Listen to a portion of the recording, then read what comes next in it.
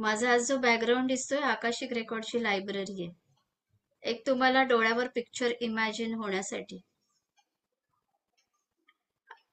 Akashic वाचन म्हणजे Akashic reading सुरू करण्यापूर्वीचे टप्पे. आकाशिक वाचन करण्यासाठी तयारी करताना आणि वाचनादरम्यान उच्च स्तरांशी व परिणामांशी संपर्क करताना म्हणजे हायर एनर्जीशी संपर्क करताना स्वतःला स्थिर ठेवणे महत्वाचे. कारण जेव्हा तुम्ही आकाशिक एक्सेस कराल तेव्हा तुमच्या मनात इतर कुठलेही विचार आले तर तुम्ही प्रॉपर एक्सेस करू शकणार नाही. ठीक आहे. कारण तुमच्या मनात असले कुठले विचार असेल म्हणून तुम्हाला त्राटक का दिले की मन स्थिर राहण्यासाठी त्राटक दिले. म्हणून त्राटकची प्रॅक्टिस इम्पॉर्टंट आहे. नाहीतर तुम्ही एक्सेस करायला घेतला आणि तुमच्या मनात दुसरे काहीतरी विचार आले तर तुमची कॉर्ड तिथे कनेक्ट होणार नाही आणि तुम्ही प्रॉपर एक्सेस घेऊ शकणार नाही. हे टप्पे तुमच्या जाणीवांच्या म्हणजे जी तुम्हाला फिलिंग येईल, ठीक आहे, तुमच्या जाणीवांच्या जगातून तुमच्या जगातून सूक्ष्म ज्ञानाच्या जगात सुलभ प्रवास सुनिश्चित करतील. म्हणजे तुम्ही आता जिथे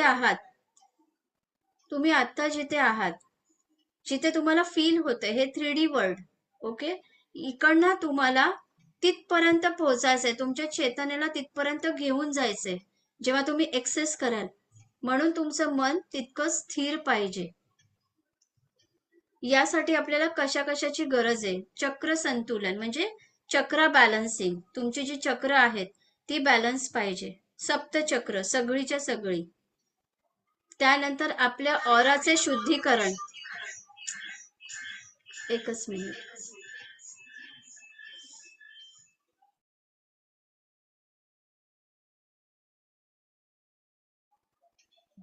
ठीक आहे, इथे इको झाला आवाज. चक्र बॅलन्सिंग. ठीक आहे. चक्रांना पहिल्यांदा आपल्याला बॅलन्स करावं लागतं आणि जेव्हा चक्र बॅलन्स करायचे असतात तेव्हा तुमचं जे मूळ चक्र आहे, मूलाधार चक्र, हे जास्त इम्पॉर्टंट आहे. म्हणून चक्र बॅलन्सिंग मध्ये आपण काय करतो, तुमच्या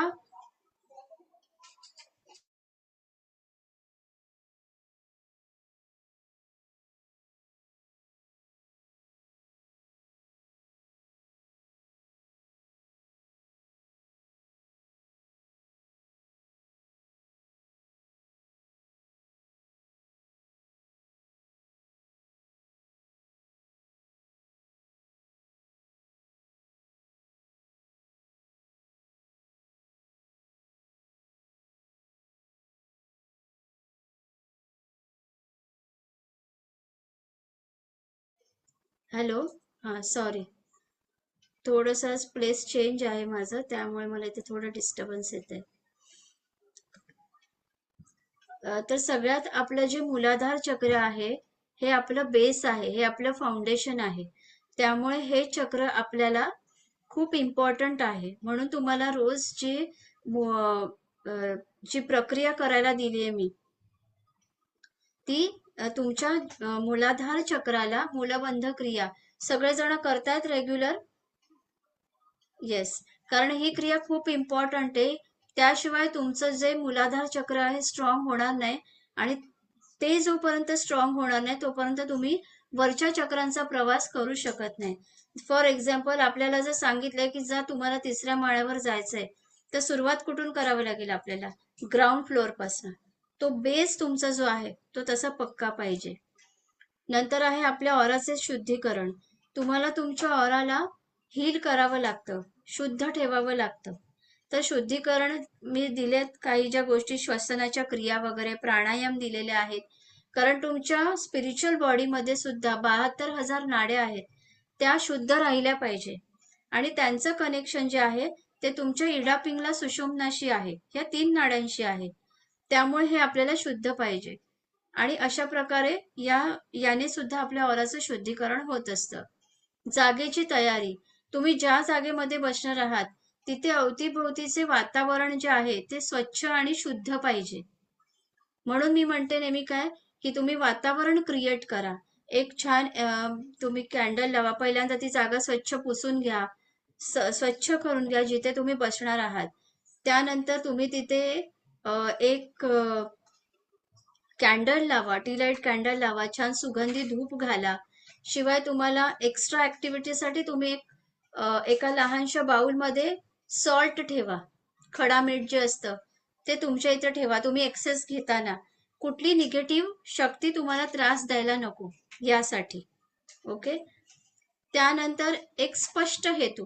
तुमचा हेतू स्पष्ट पाहिजे की मला आज माझं या गोष्टीसाठी मला माझं आकाशिक एक्सेस करायचं आहे.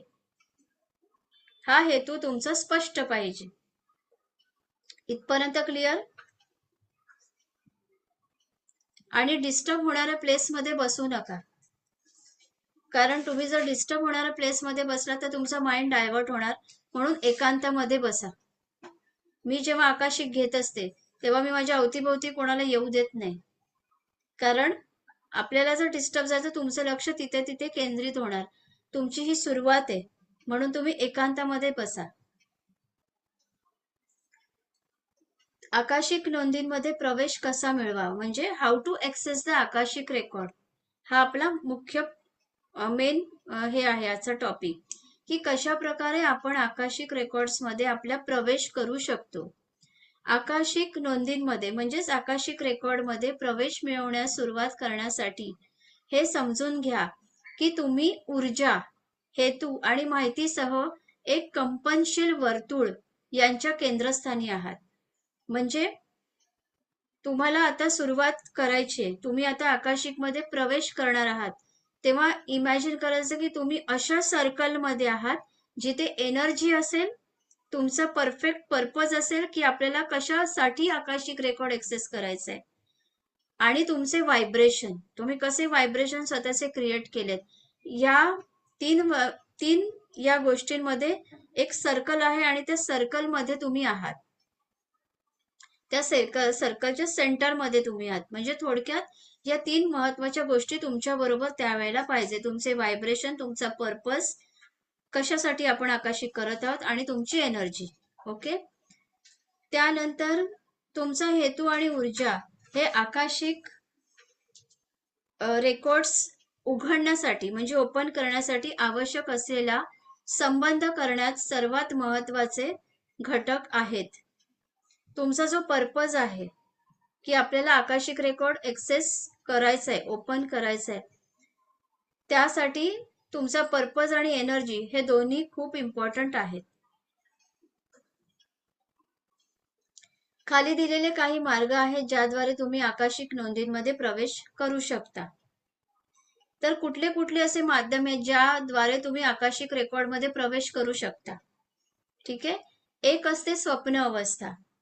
बघा, आकाशिक रेकॉर्ड तुम्ही एक्सेस करता म्हणजे तुम्ही काय करताय, इनडायरेक्टली तुम्ही तुमच्या पास्टलाच बघता की असं पास्ट मध्ये काय कर्म होतं ज्यामुळे आज मला आयुष्यामध्ये ही सिच्युएशन आलेली आहे.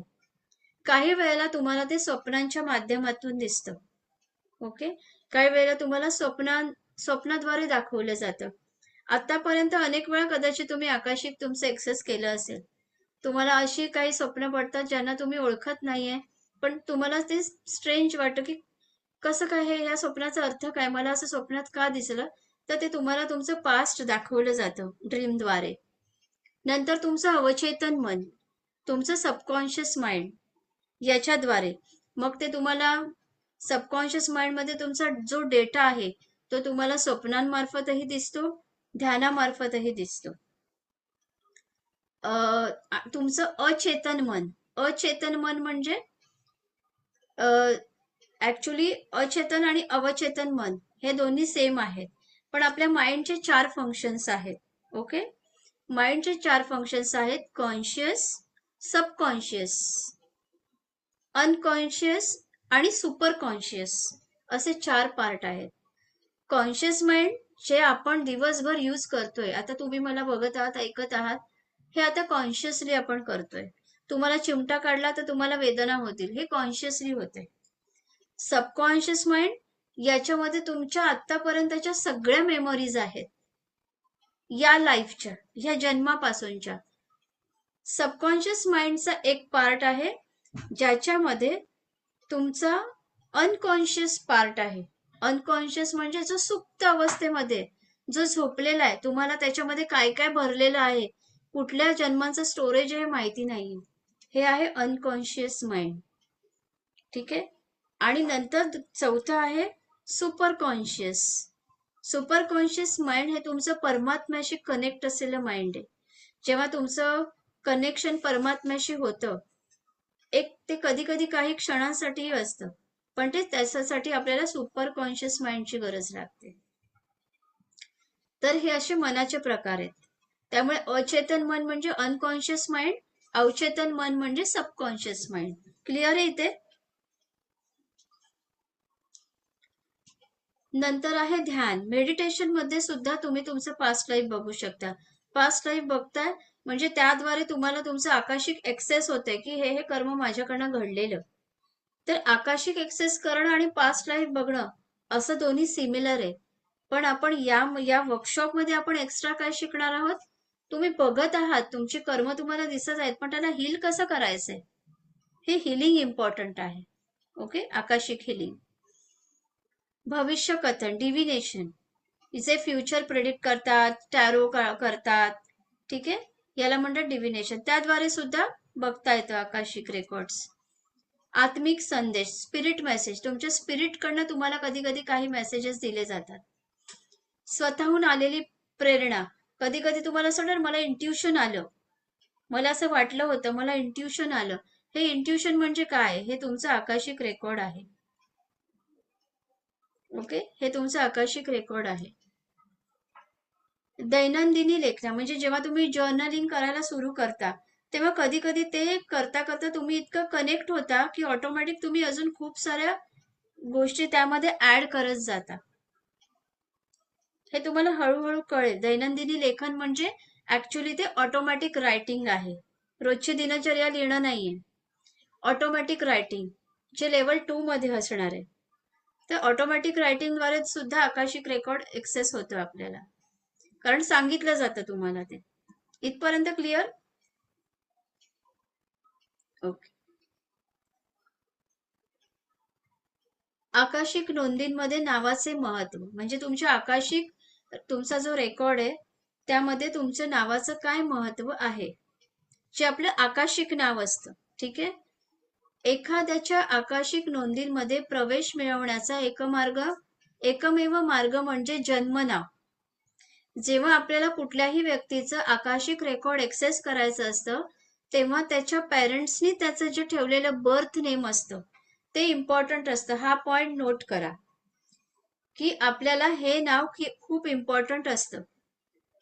म्हणून कधी कधी बऱ्याच वेळेला जेव्हा क्लायंट्स अपॉइंटमेंट घेतात, बुक करतात, तेव्हा ते म्हणतात आमची जन्मतारीख ही आहे, आमचा वेळ ही आहे, तुम्हाला वेळ वगैरे लागत नाही का, कुंडली लागत नाही का? नाही. त्यांना आश्चर्य वाटतं, असं कसं होईल, नावावरनं एवढं कसं काय एक्सेस होईल? पण होत असतं. तुमचे जन्मनाव खूप इम्पॉर्टंट असतं. तुमचे जन्मनाव, डेट ऑफ बर्थ. आता मी जे एक्सेस घेते, माझी फ्रिक्वेन्सी ती ऍडव्हान्स लेवलवर आहे, त्यामुळे मला डेट ऑफ बर्थची सुद्धा गरज लागत नाही. नावावरून त्या व्यक्तीचा एक्सेस बरोबर येतो, असं असतं. पण तुम्हाला जे मेन लागतं त्या व्यक्तीचं जन्मनाव. मग त्या व्यक्तीने जर त्याचं नाव नंतर बदललं असेल, ठीक आहे, आधी त्याचं नाव होतं रवी, नंतर त्याने नाव ठेवलं राहुल न्यूमरोलॉजीनुसार, पण रवी नावाचाच एक्सेस आपल्याला घ्यावा लागणार, राहुलचा नाही. क्लिअर हे? कारण लोक न्यूमरोलॉजी प्रमाणे कालांतराने नाव बदलतात, पण त्याच्या जन्माच्या वेळी नाव काय ठेवलेलं होतं त्या नावानेच एक्सेस घ्यायचा. हा इम्पॉर्टंट पॉइंट आहे. जन्म नावामध्ये कंपनशील वारंवारता, व्हायब्रेशनल फ्रिक्वेन्सी, तसेच ध्वनी ऊर्जा म्हणजे साऊंडची एनर्जी असते. आता इथे एक पॉइंट मी क्लिअर करते. बऱ्याच वेळेला काय होतं, आपलं जन्म नाव जे असतं ते आपण स्वतः आपल्या जन्माच्या आधी निवडलेलं असतं की माझं नाव हे राहील, आणि ते आपण मदर निवडतो, आपली आई निवडतो, ते आईला आपलं नाव माहिती असतं. म्हणून आपलं नाव ठेवण्याची जी एक आपण काय म्हणतो त्याला, एक हक्क जो आहे, राईट आहे, तो आपल्या आईला असतो, पण आपल्याकडे आत्याला दिला जातो. ही परंपरा आहे. ठीक आहे, पण तो आईला असतो, कारण आपण आपल्या आई बरोबर आपलं नाव ठरवलेलं असतं की माझं नाव हे राहील. आता कालांतराने काय होतं, आपण आपलं ते नाव सिलेक्ट केलेलं असतं, त्या नावाला तुमचे व्हायब्रेशन असतात. ठीक आहे, हे व्हायब्रेशन असतात, ते व्हायब्रेशन तुम्ही तुमची जी सोल कॉन्ट्रॅक्ट लिहिलेलं असतं की जन्म घेण्याच्या आधी, त्या सोल कॉन्ट्रॅक्टच्या कर्मानुसार तुम्ही तुमचं नाव पण सिलेक्ट केलेलं असतं आणि तुमची कर्म तुमच्या नावाशी स्ट्रॉंगली कनेक्ट असतात. मग आपण जन्म घेतो, जन्म घेतल्यावर आपण एका ऍडल्ट एज मध्ये आल्यावर आपल्याला वाटतं काहीतरी कुठेतरी न्यूमरोलॉजी बघितली पाहिजे, ज्योतिषशास्त्राकडे बघितलं पाहिजे की काहीतरी प्रॉब्लेम आहे माझ्या लाईफमध्ये, असं का फेस येतोय. मग जेव्हा तुम्ही त्यांच्याकडे जाता तेव्हा ते तुमचं नाव तुम्हाला मॅच नाही होते. तुमचं नाव बदललं पाहिजे, तुमच्या नावात 2 स्पेलिंग वाढवले पाहिजे, एक स्पेल कमी केलं पाहिजे, एक शब्द काढला पाहिजे, एक अल्फाबेट कमी केला पाहिजे, हे असं सांगितलं जातं. सो हे केल्यानंतर तुम्हाला त्याचा रिझल्ट पण मिळतो की नाव बदलल्यापासून खूप फरक वाटायला लागले. का वाटतो आणि असं का होतं, तुम्हाला जी कर्म तुम्ही निवडता ही कर्म मला भोगायची आहेत, अर्थवर जाऊन डील करायचंय मला या कर्मांशी, तेव्हाच माझं कर्म हील होईल, म्हणून तुम्ही ते नाव निवडता आणि त्या नावाचा तुम्हाला त्रास होत आहे हे तुम्हाला वाटू लागतं.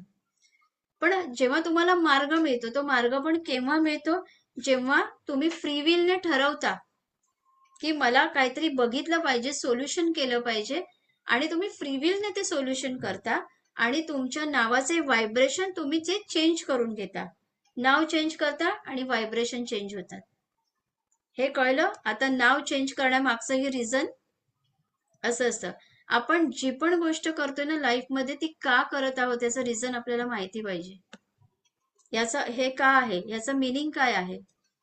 इतर लोक करतात त्यांना फरक पडला म्हणून आपण करायचं असं कधीच करायचं नाही. जे पण करणार त्याचं रूट कॉज आपल्याला माहिती पाहिजे की याने काय होणार आहे एक्झॅक्टली, हे का केलं पाहिजे. ठीक आहे, तर अशा प्रकारे आपण आपल्या त्या नावाची फ्रिक्वेन्सी चेंज करतो. आणि त्यामुळे, कारण आता आपण साऊंड एनर्जी असते, साऊंड एनर्जी म्हणजे काय, तुमचं जे नाव, आता एखाद्या व्यक्तीचं नाव आहे राहुल, त्या राहुल नावाला व्हायब्रेशन पण आहे, त्या व्हायब्रेशनची एक फ्रिक्वेन्सी पण आहे, आणि त्या राहुल जे नाव आपण उच्चारत आहोत त्याला साऊंड एनर्जी पण आहे. तुम्ही बघितलं पूर्वीच्या काळी लोक देवांच्या नावावरनं, संतांच्या नावावरनं का नावं ठेवत होत होती, कारण त्यांच्या नावाला ती फ्रिक्वेन्सी आहे. म्हणून संतांच्या नावावरनं, देवांच्या जे गॉड्स आहेत, आपले जे गॉडेस आहेत, त्यांच्या नावावरनं का नाव ठेवलेले, कारण ती फ्रिक्वेन्सी जेव्हा आपण उच्चार करतो, एखादीचं नाव दुर्गा आहे तर दुर्गा दुर्गा दुर्गा हाक मारून एक साऊंडची फ्रिक्वेन्सी क्रिएट होते, म्हणून असं नाव ठेवलं जातं. तुमचं जे नाव आहे त्या नावामध्ये ही व्हायब्रेशनल फ्रिक्वेन्सी आणि साऊंडची एनर्जी असं असतं. जन्मनाव हे तुमच्या कंपनशील स्वाक्षरीसारखे असते, म्हणजे तुमच्या सिग्नेचरचे जे व्हायब्रेशन असतात त्याचप्रमाणे तुमचं हे नावही असतं. जेव्हा तुम्ही मागील जन्मातील अपूर्ण कर्म निवडता, अनफिनिश्ड कर्म, म्हणजे माझ्या पास्ट लाईफमध्ये मी हे कर्म करायला खाली आले होते, जन्म घेतला, पण मी ते कर्म माझं ह्या लाईफमध्ये कम्प्लीट नाही करू शकले, मग हे अनफिनिश्ड कर्म सुद्धा आपल्यामध्ये आहेत. आता आपल्यामध्ये किती कर्म आहेत हे आपल्याला नाही माहिती, कारण आपण अशी अनेक जन्म घेतलेले आहेत आणि प्रत्येक वेळी आपण अपूर्ण ठेवलेलं कर्म आहे ते सुद्धा आपण या जन्मामध्ये आपण घेऊन आलेलो आहोत, आणि आपल्याला या जन्मामध्ये सुद्धा त्याला हील करायचंय. म्हणून बऱ्याच वेळेला मला इथे एक पॉइंट सगळ्यांना सांगायचा आहे. अनेक जणांचा प्रश्न असतो, आम्ही हे केलं, आम्ही ते केलं, हे केलं म्हणजे आम्ही एंजल शिकलो, आम्ही रेकी शिकलो, आम्ही प्राणी किलिंग शिकलो, आम्ही कुंडली ऍक्टिव्हेट केली, आम्ही खूप गोष्टी केल्या, आम्ही खूप मोडॅलिटी शिकलो, तरी पण आमच्या लाईफमध्ये प्रॉब्लेम संपत नाहीये. तर तुम्ही त्या थेरपीला ब्लेम करताय. ती थेरपी जी थिअरी आहे ती तिच्या जागेवर परफेक्ट आहे, तुम्ही कुठूनही शिकलेल्या असाल ती तिच्या जागेवर परफेक्ट आहे. तुमच्या आतमध्ये प्रॉब्लेम आहेत, तुमच्या आतमध्ये इतक्या जन्माची अजून कर्म इतकी बॅलन्स आहेत, ती तुमची अजून हील होत नाहीयेत, आणि म्हणून तुमच्या लाईफमध्ये तो चेंज अजून होत नाहीये. तर ते तुम्ही एक्सेप्ट करा की माझ्यामध्ये काहीतरी कमतरता आहे. आज मी खूप काही काहीतरी केलंय, पण अजूनही मी तिथे एकाच ठिकाणी स्टक आहे. अजून माझ्या लाईफमध्ये अजून चेंज होत नाही. तर प्रत्येकाला काय वाटतं, आज आपण हे शिकलो, आता लगेच आपलं लाईफ चेंज होणार, दुसऱ्या दिवशी लाईफ चेंज. असं कधी होत नाही. असं कधीच होत नाही. तुम्ही तुमच्या कर्मानं किती संपवताय त्यावर तुमचं लाईफ चेंज होतं. असं असतं. तुम्ही तुमच्या कर्मानं किती चेंज करताय त्यावर तुमचं लाईफ चेंज होतंय. म्हणून आकाशिक ही एक जर्नी आहे. ही जर्नी तुमच्या कर्मानं हील करायला तुम्हाला हेल्प करते. आणि ती जेव्हा तुम्ही रूट पासून शिकताय की किती स्टेप्सवर आपल्याला काय काय करायचंय, स्वतःमध्ये किती चेंजेस करायचे, ही तुमची खरी जर्नी असते. आणि जेव्हा त्या जर्नीमध्ये तुम्ही चेंजेस करता तेव्हा तुम्ही लाईफमध्ये सक्सेसफुल होता. तेव्हा तुमच्या मार्गातले अडथळे दूर होतात. तोपर्यंत नाही होत. इथपर्यंत क्लिअर सगळ्यांना?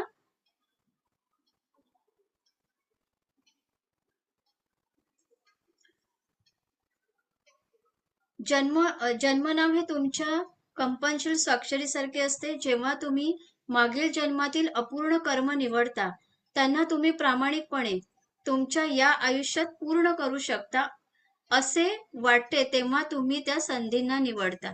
आता तुम्हाला वाटलं की नाही, माझ्यामध्ये उरलेली जे काही कर्म आहेत ती मला या जन्मामध्ये संपवायची आहेत, तर तुमच्या समोर ऑपॉर्च्युनिटी काय आली? आकाशिक रेकॉर्ड शिकण्याची. की चला, हे एक डेस्टिनेशन आहे जिथे जाऊन तुम्ही तुमच्या कर्मांना हील करू शकता. आणि ही संधी तुम्ही स्वतः निवडली की मला हे शिकायचंय. तुम्ही जेव्हा स्पिरिट वर्ल्ड मध्ये असता, सोल फॉर्म मध्ये, तेव्हा तुम्ही ते निवडता तुमच्या कॉन्ट्रॅक्ट मध्ये. तुम्ही अर्थवर येता तेव्हा तुम्ही तिकडे काय करून आलाय ते तुम्ही विसरता, आणि इथे जेव्हा तुम्ही निवडता तेव्हा ते तुम्ही तुमच्या फ्रीविलने निवडता. यासोबत तुम्ही विशिष्ट वयोगटही निवडता, जेणेकरून त्या वेळेच्या टप्प्यावरून तुम्ही पूर्वीच्या कर्मांचे धडे शिकू शकता. तुम्ही विशिष्ट वयोगट निवडता म्हणजे तुम्ही हे सिलेक्ट करता तुमचं की या इतक्या एज मध्ये मी हा लेसन शिकीन, माझ्या इतक्या एज मध्ये मी हा लेसन शिकीन, माझ्या इतक्या एज मध्ये मी हा लेसन शिकीन. हे तुम्ही निवडलेलं आहे स्वतः. आज ज्या ज्या आयुष्याच्या टप्प्यात तुमच्या बरोबर जे जे झालंय, तुम्हाला कोणी फसवलं, तुम्ही निवडले. तुमचे पैसे घेऊन कोणी पळून गेलं, तुम्ही निवडले. एखाद्या व्यक्ती येऊन तुम्हाला खूप त्रास देतोय, तुम्ही निवडले. तुमच्यावर कर्ज झालंय, तुम्ही निवडले. इच अँड एव्हरी सिच्युएशन जे तुमच्या लाईफमध्ये आहे ही फक्त तुम्ही आणि तुम्ही निवडलेली आहे. का? कारण तुम्हाला तो लेसन शिकायचा होता, म्हणून तुम्ही निवडले.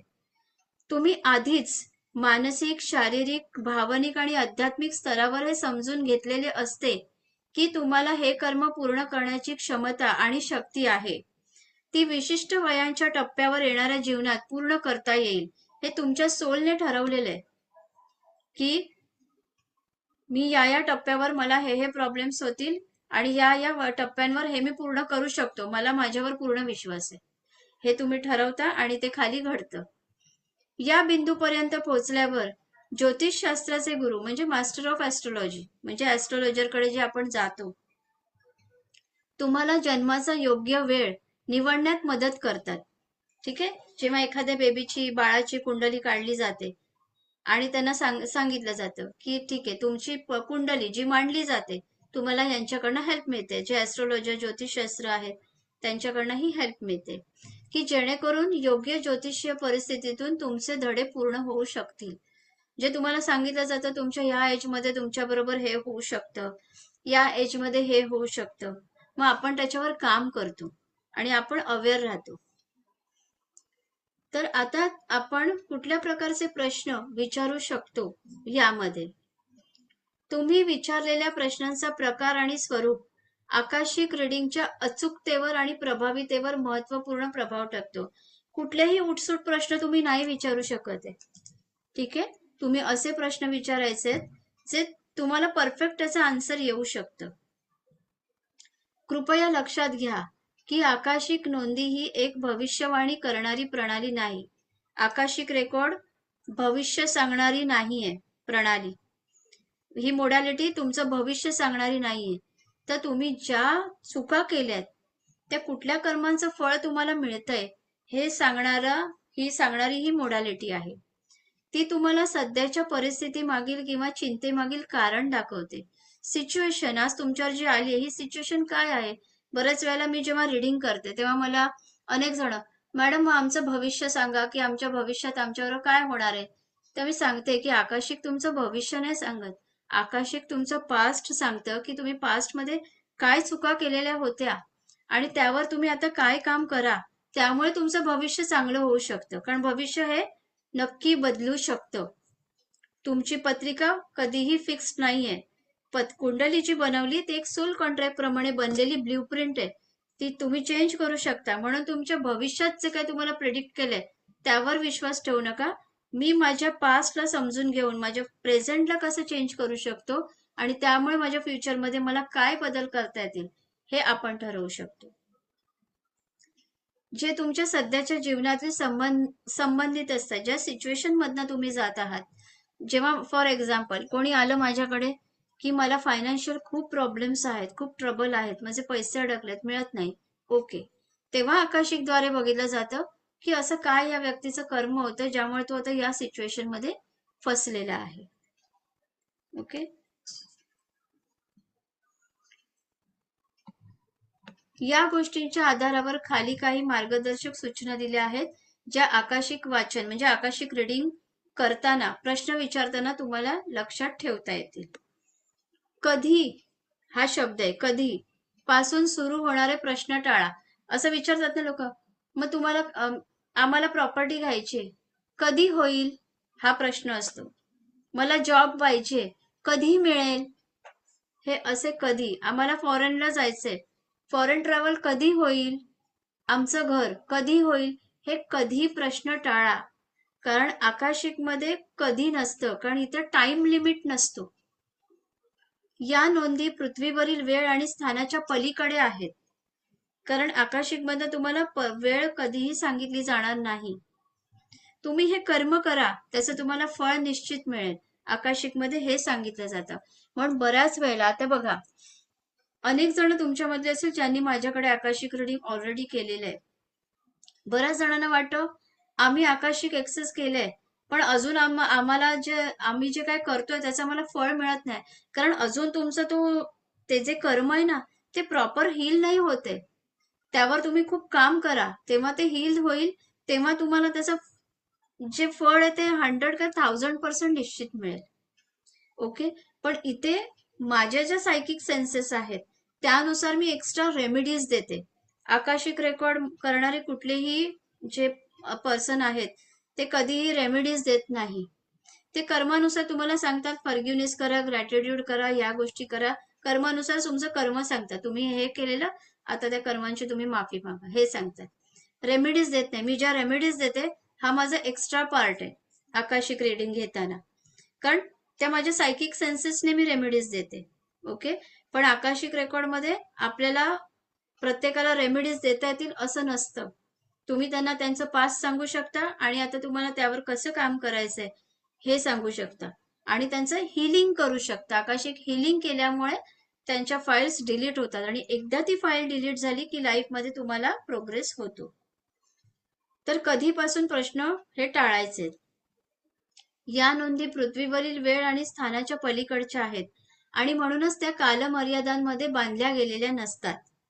आकाशिक नोंदी या शाश्वत स्वरूपाच्या म्हणजे त्या अमर आहेत, निरंतर आहेत. अनेक तुमचे जेवढे आतापर्यंतचे जन्म झालेत खूप सोलचा त्याच्यामध्ये रेकॉर्ड आहे तुमच्या. एक अशी आकाशिक लायब्ररी असते जे आता तुम्हाला दिसते. एक इमेज क्रिएट करायला की अशी एक आकाशिक लायब्ररी आहे जिथे जाऊन एक तुमचं स्वतःचं बुक काढून तुम्हाला ते वाचायचं असतं. आकाशिक त्यामुळे वेळ किंवा भविष्यवाणी विषयक प्रश्न विचारणे निरर्थक ठरेल. त्यामुळे तुम्ही कधी फ्युचर विचारू नका. फ्युचर की पुढे माझ्या आयुष्यात काय होईल हे नका विचारू. तुम्ही आज काय करायचंय, त्यामुळे मला काय गायडन्स आहे हे होतं, पण 2 वर्ष पुढे माझं अजून कसं भविष्य असेल असं नका विचारू. कारण त्याचे निश्चित उत्तर मिळणार नाही. उत्तर मिळेल पण ते किती परफेक्ट मिळेल हे नसतं. कारण तसंच टॅरो कार्डच्या बाबतीत पण आहे. मी कधीही टॅरो कार्ड आतापर्यंत शिकलेली नाही. आवडतं मला टॅरो, आवडतं. टॅरोचे स्पेल्स पण असतात, ते मी बरेच केलेले आहेत, स्पेल केलेत, पण टॅरो कार्ड मी कधी शिकवलंही नाही आणि मी स्वतःही मला ते शिकायला इंटरेस्ट नाही वाटला. कारण टॅरो मी एक नोटीस केलं, टॅरो तुमच्या कॉन्शियसनेस नुसार चेंज होतात.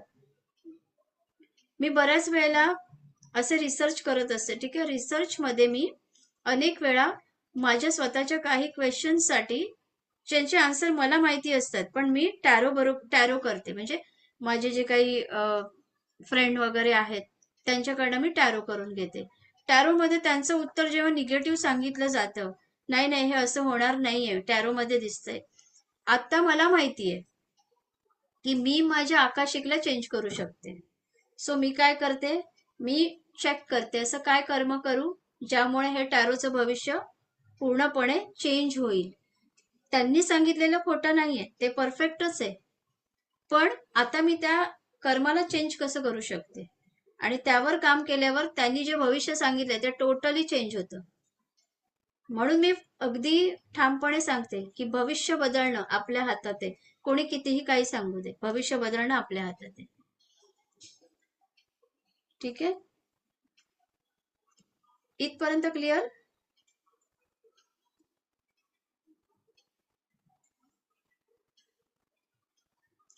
होय आणि नाही स्वरूपाचे प्रश्न टाळा. जीवनातील कोणत्याही गोष्टीचा निकाल हा तुम्ही सध्या घेत असलेल्या निर्णयावर अवलंबून असतो. जसं मी आता सांगितलं की पुढे काय होणार आहे ते तुम्ही आता काय करता त्यावर अवलंबून आहे. म्हणून नोंदी फक्त माहिती उघड करतील. जे नोंदी म्हणजे आकाशिक रेकॉर्ड्स तुमची सगळी इन्फॉर्मेशन तुम्हाला देतील. आता इथे मी एक्झाम्पल देते. एखाद्या व्यक्तीला त्याच्या भविष्यात सांगितलंय, भविष्यवाणी केली आहे. एक 15 वर्षाचा मुलगा आहे, त्याला भविष्य सांगितलं की तुझ्या नशिबामध्ये अफाट पैसा आहे, तू 25 वर्षाचा झाल्यावर तुझ्याकडे खूप सक्सेस आणि तुला खूप अफाट पैसा मिळणार आहे. आता तो काय म्हणतोय, माझ्या नशिबात भरपूर पैसा आहे, मी काही नाही केलं तरी चालेल पण भरपूर पैसा आहे. ठीक आहे, हे भविष्य घेऊन विदाउट एनी ऍक्शन तो फक्त त्या भविष्यावर अवलंबून राहिला तर भविष्यात ती घटना घडेल का? त्याला सक्सेस केव्हा मिळेल, जेव्हा तो त्यावर काम करेल. पैसा आहे पण आतापासून असं काय केलं पाहिजे ज्यामुळे तेव्हा तो सक्सेस मिळेल, हे जर ऍक्शन त्याने घेतली तर तो सक्सेस मिळेल. म्हणून फक्त भविष्य ऐकून त्यावर अवलंबून राहू नका. निर्णय घेणे शेवटी तुमच्यावरच आहे. त्यामुळे जर एखादा प्रश्न अशा प्रकारे विचारला गेला की त्याचे उत्तर फक्त होय किंवा नाही असे अपेक्षित आहे, तर त्या नोंदी त्याचे उत्तर देणार नाहीत. म्हणजे आपण म्हणतो ना, हा मला फक्त येस नो उत्तर द्या, हे होईल का असं उत्तर विचारू नका, हो किंवा नाही मध्ये. योग्य प्रश्न. तर कशा प्रकारे तुम्ही प्रश्न विचारा, तुम्ही काय, का किंवा कसे यासारख्या शब्दापासून सुरू होणारे प्रश्न विचारू शकतात. हे तुम्हाला एक व्यापक दृष्टिकोन दाखवेल. तुमच्या जीवनात काय चालले आहे यावर एक अंतर्दृष्टी, म्हणजे तुम्हाला एक आतूनच समजेल की कशा प्रकारे आपण ही याच्याशी डील करायचंय. हे एखादी घटना, परिस्थिती किंवा इतर कोणतेही चिंतेचे कारण असू शकते. ठीक आहे, जसं माझ्या लाईफमध्ये मला आता फायनान्शियल खूप अपडाऊन्स आहेत, हे का आहेत किंवा हे मी कसे हील करू शकेन असा प्रश्न विचारला पाहिजे. हे मला कसे हील करता येईल. ठीक आहे, हे अशा प्रकारे आपण क्वेश्चन विचारायचे आहेत. आकाशिक रेकॉर्ड्स मध्ये विचारण्यासाठी प्रश्नांची यादी. माझ्या गुरु, संरक्षक देवदूत म्हणजे आपले गार्डियन एंजल्स. ठीक आहे, संरक्षक देवदूत म्हणजे गार्डियन एंजल्स. मार्गदर्शक म्हणजे आपल्याला मार्ग दाखवणारे, आणि शिक्षकांकडून येणाऱ्या संदेशाला म्हणजे मास्टर्स. ठीक आहे, मास्टर्स त्यांच्याकडून ज्या मेसेजेस येतात हे अधिक स्वीकारण्यास मला अडथळा काय आहे. जर तुम्हाला एक्सेस होऊ शकत नसेल तर तुम्ही हा क्वेश्चन विचारू शकता की माझे जे गुरु आहेत, माझे मास्टर्स आहेत, माझे गार्डियन एंजल्स आहेत, यांच्याकडनं मला मेसेज रिसीव्ह होत नाहीयेत, तर याचा अडथळा मला का आहे किंवा काय अडथळा येत आहे, तर तुम्हाला आन्सर मिळेल. हे असे प्रश्न तुम्ही विचारू शकता.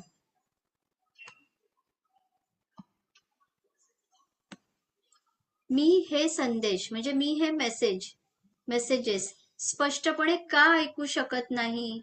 बघा इथे का आला, वरती काय आला, मी जे संदेश प्राप्त केले आहेत त्याचे माझ्या दैनंदिन जीवनात एकीकरण म्हणजे मी ते इंटिग्रेट कसे करू शकतो, मी त्यावर कसं काम करू शकतो किंवा मी कसं काम करू शकते. जे मेसेजेस मला मिळालेले आहेत त्यावर मी माझ्या रोजच्या जीवनामध्ये कसे काम करू शकते. मी माझ्या सध्याच्या परिस्थितीतून, ठीक आहे, मग तुम्ही तुमच्या परिस्थितीचं नाव घ्या की ही माझी आता कंडिशन आहे, याच्यामधून मी कसं बाहेर येऊ शकत आहे, कसा बाहेर येऊ शकतो, कशी बाहेर येऊ शकते. तर असे प्रश्न पाहिजे. स्वतःबरोबरचे माझे नाते अधिक प्रेमळ आणि आरोग्यदायी बनवण्यासाठी मला कोणती पावले उचलावी लागतील. मी जे पुन्हा पुन्हा पॅटर्न माझ्या काहींच्या लाईफमध्ये तेच तेच पॅटर्न परत परत घडत राहतात, इवन या प्रेझेंट लाईफमध्ये पण मी जे पुन्हा पुन्हा पॅटर्न अनुभवते आहे ते माझ्या आत्म्याचा उद्देश काय आहे, त्याबद्दल माझ्या आत्म्याचा उद्देश काय आहे, का हे पॅटर्न मला सेम सेम पॅटर्न अनुभवायला येत आहेत, तेच एक्सपिरियन्स मी परत परत का करत आहे. मी माझ्या विश्वाकडून समृद्धी आणि भरभराट प्राप्त करण्यासाठी स्वतःला कसे ओपन करू शकतो. म्हणजे मी युनिव्हर्स कडून प्रॉस्पेरिटी आणि संपत्ती, सुख, समृद्धी हे प्राप्त करण्यासाठी मी स्वतःला कसं ओपन करू शकतो. मी असं काय करू ज्यामुळे मी प्रॉस्पेरिटीला अट्रॅक्ट करायला, रिसीव्ह करायला ओपन होईल. असा क्वेश्चन तुम्ही विचारू शकता. मी माझ्या निर्णयावर विश्वास ठेवू न शकण्याचे कारण काय आहे. आत्म्याच्या वाढीसाठी म्हणजे माझा आत्मा अजून इव्हॉल्व्ह होण्यासाठी, त्याला गती देण्यासाठी मला कोणता धडा पूर्ण करणे आवश्यक आहे. बऱ्याच वेळेला आपल्याला या लाईफमध्ये लेसन शिकावे लागतात, कारण ते लेसन शिकल्याशिवाय तुम्ही पुढे जाऊ शकत नाही. ठीक आहे. फॉर एक्झाम्पल, एखादी व्यक्ती आहे, मनाने लहानपणापासून खूप हळवी आहे, खूप शांत आहे, तिला कोणीही यावं आणि काही बोलून जावं तरी ती त्यांना प्रतिसाद देऊ शकत नाहीये. आता या व्यक्तीला लेसन शिकायचं आहे. कुठला? Emotional lesson. इमोशनल लेसन त्याला का शिकायचं आहे? लाईफमध्ये स्ट्रॉंग होण्यासाठी. मग त्याने अशी परिस्थिती निवडलेली असते की मी एकटं पडीन, माझ्यावर रिस्पॉन्सिबिलिटीज येतील, त्याच्यामध्ये माझ्या जवळच्या व्यक्तींपासून मी लांब जाईन, माझी जवळची नाती तुटतील, हे त्याने निवडलेलं असतं. आणि जेव्हा हे सगळं होईल आणि मी एकटं पडेन, तेव्हा माझ्यामध्ये स्वतःला सांभाळण्यासाठी एक शक्ती येईल, एक बळ येईल, माझ्या जबाबदाऱ्यांना पूर्ण करण्यासाठी माझ्यामध्ये एक बळ येईल, माझे इमोशन्स पूर्णपणे मी हील करेन, इतकं मनानेही स्ट्रॉंग होईल आणि शरीरानेही बळ येईल. हे लेसन त्याला शिकायचे असतात आणि म्हणून त्याला एकटं पडलं जातं. तर जेव्हा लाईफमध्ये जी परिस्थिती आलेली आहे ही तुम्हाला केवळ आणि केवळ धडे शिकवण्यासाठी आलेली आहे. म्हणून तुम्ही हा प्रश्न विचारू शकता की माझ्या आत्म्याच्या वाढीसाठी, माझा आत्मा अजून इव्हॉल्व्ह व्हावा यासाठी मला कुठला लेसन आता पूर्ण करायचा आहे, कुठला लेसन मला कंप्लीट करायचा आहे, तुम्ही विचारू शकता. ओके.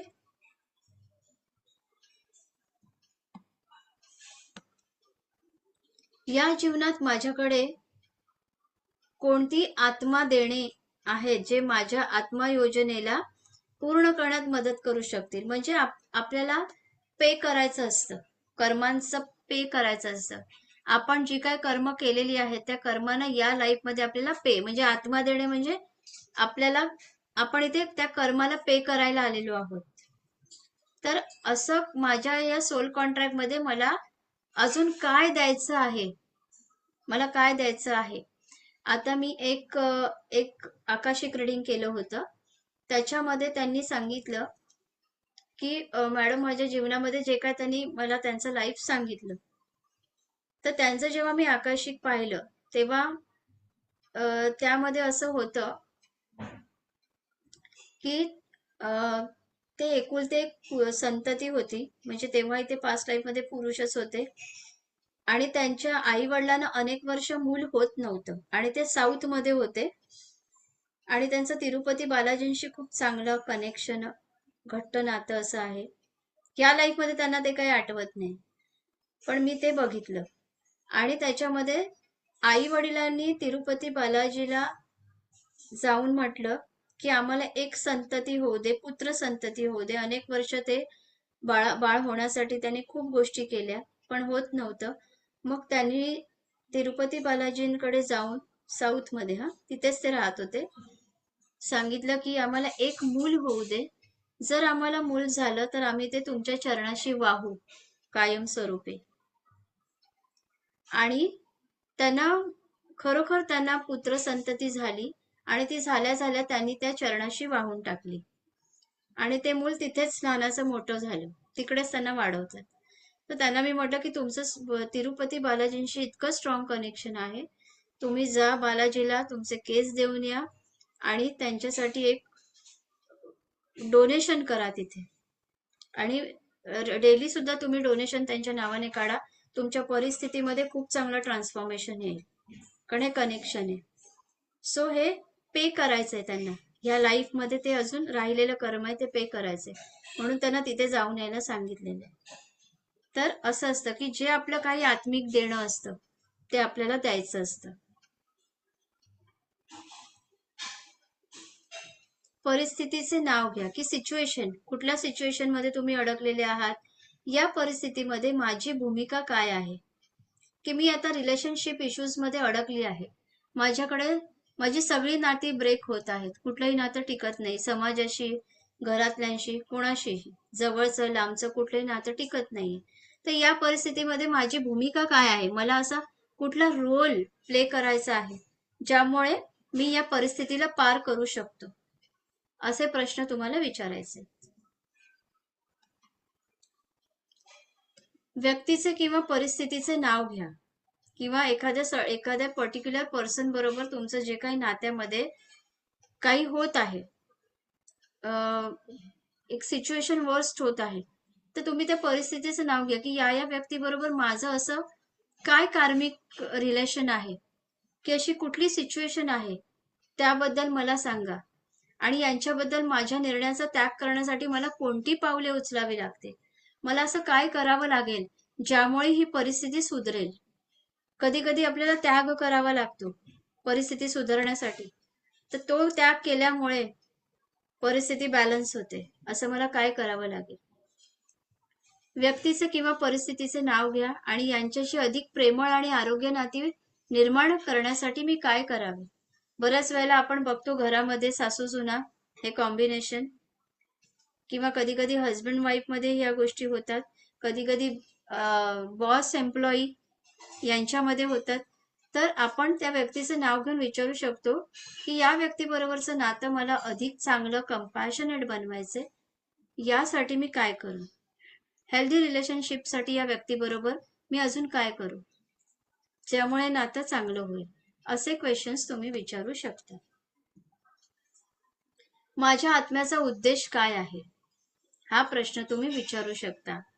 मी जे पॅटर्न्स तुमच्या लाईफमध्ये येत आहेत परत परत, त्या पॅटर्नचं नाव घ्या की फॉर एक्झाम्पल रिलेशनशिप पॅटर्न, की माझ्या लाईफमध्ये हे रिलेशनशिप पॅटर्न परत परत तेच येत आहेत, पुन्हा पुन्हा हेच येत आहेत, यासाठी मी काय केलं पाहिजे, का येत आहेत हे पॅटर्न, हे त्याचं कारण विचारा. मी माझं हृदय कसं ओपन करू शकतो, म्हणजे माझं हार्ट चक्र ओपन कसं करू शकतो. तुम्हाला हार्ट चक्र ओपन होण्याचे फायदे माहिती नाहीये. हार्ट चक्र ओपन जेव्हा होतं ना, तुम्ही परमात्म्याला टच करून येता, असा त्याचा इफेक्ट असतो. बघा बऱ्याच वेळेला कधी कधी आपण काही वेळेला आपलं हार्ट चक्र अचानक ओपन होतं. त्याचे मी तुम्हाला थोडेसे लक्षणं सांगते. हार्ट चक्र ओपन होताना बघा कधी तुम्ही कुठल्या तीर्थस्थळी गेलायत किंवा कधी कधी तुम्ही एखादी आरती करत आहात, त्या आरतीमध्ये तुम्हाला एक वेगळे व्हायब्रेशन फील होतात. अगदी डोळे बंद करून तुम्हाला एकरूप झाल्यासारखं वाटतं. कधी कधी डोळ्यातनं अश्रू येतात. तेव्हा तुमचं हार्ट चक्र काही क्षणांसाठी ओपन झालेलं असतं आणि तुम्हाला असं भावुक झाल्यासारखं वाटतं. ती फिलिंग येते, हार्ट चक्र ओपन झालेलं असतं. आणि ज्या व्यक्तीचं हार्ट चक्र ओपन होतं ना, त्याला त्याला प्रत्येक प्रत्येक त्याला कचऱ्यामध्ये सुद्धा चांगलं दिसेल. ठीक आहे. त्याला वाईट गोष्टींमध्ये सुद्धा त्याला एक छान छान काहीतरी दिसेल. इथे मी एक्झाम्पल देते. मागे मी एका लहान मुलीचं एक्झाम्पल दिलेलं, जी US मध्ये राहते आणि जिचं मी म्हटलेलं की तिचा थर्ड ऍक्टिव्ह आहे. तर तिची आई मला सांगत होती की हिचं माइंड आम्हाला इतकं, हिचे विचार ऐकून, म्हणजे ती आता 6 वर्षाची अवघी, तिचं विचार ऐकून आम्हाला आश्चर्य वाटतं की हे आम्हाला का नाही समजलं. ती US मध्ये इतकी स्वच्छता, बघावं तिथे तिथे तिला स्वच्छता दिसते रस्त्या रस्त्यावर. ती जेव्हा इंडियामध्ये येते तेव्हा ती अशी म्हणते की इंडियामध्ये सगळीकडे खूप कचरा पडलेला आहे, पण तो कचरा पण चांगला वाटतो इंडियाच्या रस्त्यावर. म्हणजे त्यातही तिला ते चांगले पण वाटतं.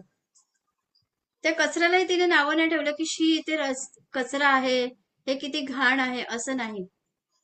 पण तिला त्या कचऱ्यामध्येही चांगलं, कारण तिचं हार्ट चक्र ऑलरेडी ओपन आहे, म्हणून ती सूक्ष्म जगाशी एवढी सहजपणे इंटरॅक्ट करू शकते. ती बघू शकते सगळ्यांना, त्या सोर्सना पण ती बघू शकते, कारण तिचं हार्ट चक्र आहे तसं. म्हणून ती हे म्हणाली की ह्या कचऱ्यामध्ये सुद्धा सुंदरता आहे, म्हणून इंडिया इंडिया आहे, इंडियासारखं कोणीच नाही दुसरं, असं तिला वाटलं.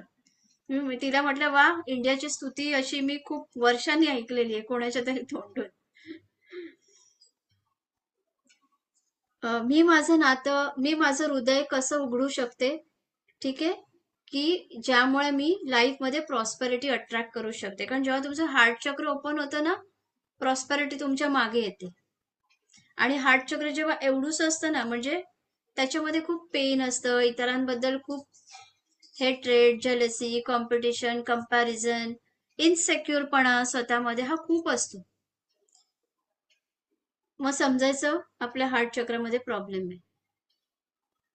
जेव्हा हार्ट चक्र एनहान्स होतं तेव्हा तुम्हाला प्रत्येकामध्ये प्रेम दिसतं.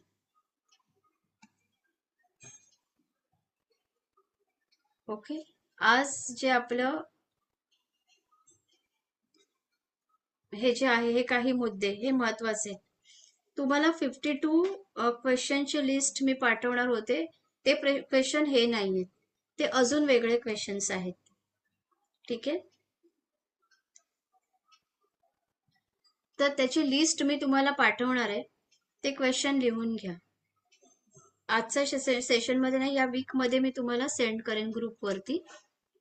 तर तुम्ही ते क्वेश्चन्स लिहून घ्या की असे क्वेश्चन्स आपल्याला विचारायचे आहेत.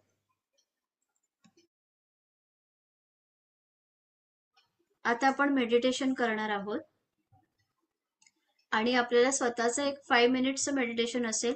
हे मेडिटेशन रेकॉर्ड होणार नाहीये, ठीक आहे, तेव्हा मी स्टॉप करीन.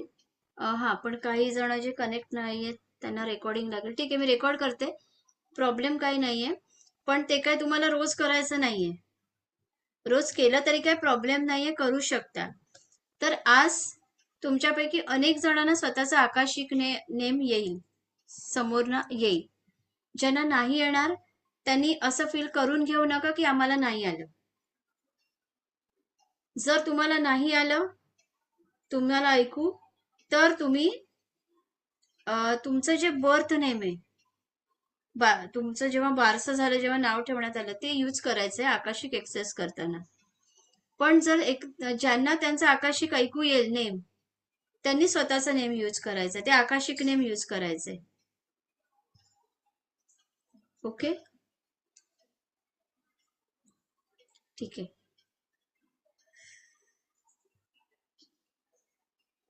मी ते म्युझिक हे मी स्टॉप करते.